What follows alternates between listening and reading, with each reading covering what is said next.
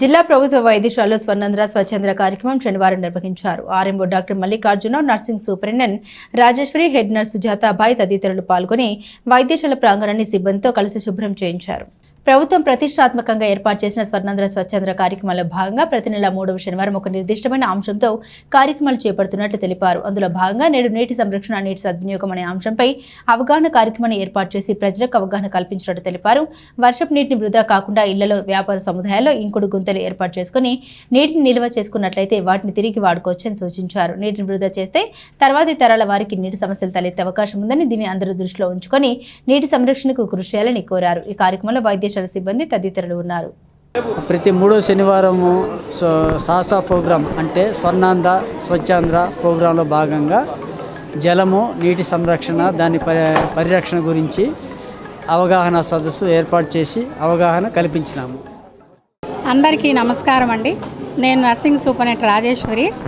ఈరోజు 3వ శనివారం సందర్భంగా స్వచ్ఛ ఆంధ్ర, స్వర్ణ ఆంధ్ర ఎలా మనము సాధించవచ్చు అనే విధి విధానాలని అందరికీ, పబ్లిక్కి ప్లస్ స్టూడెంట్స్కి అందరికీ ఈరోజు చెప్పడం జరిగింది. అలాగే ఈరోజు థీమ్ అయిన నీటిని ఎలా ఉపయోగించుకోవాలి, ఎలా మనము సంరక్షించుకోవాలి, వృధా చేయకుండా వర్షపు నీటిని కూడా ఎలా మనము ఉపయోగించుకోవాలో పబ్లిక్ వివరించడం జరిగింది.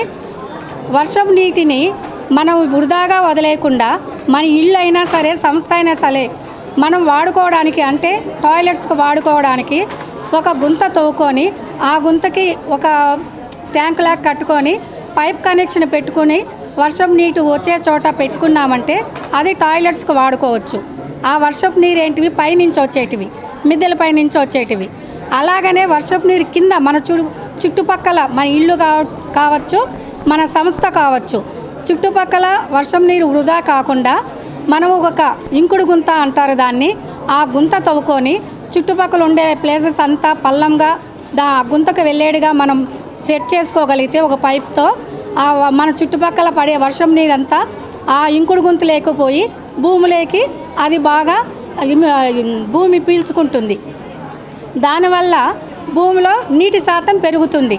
సో నీటి కొరత ఉండదు.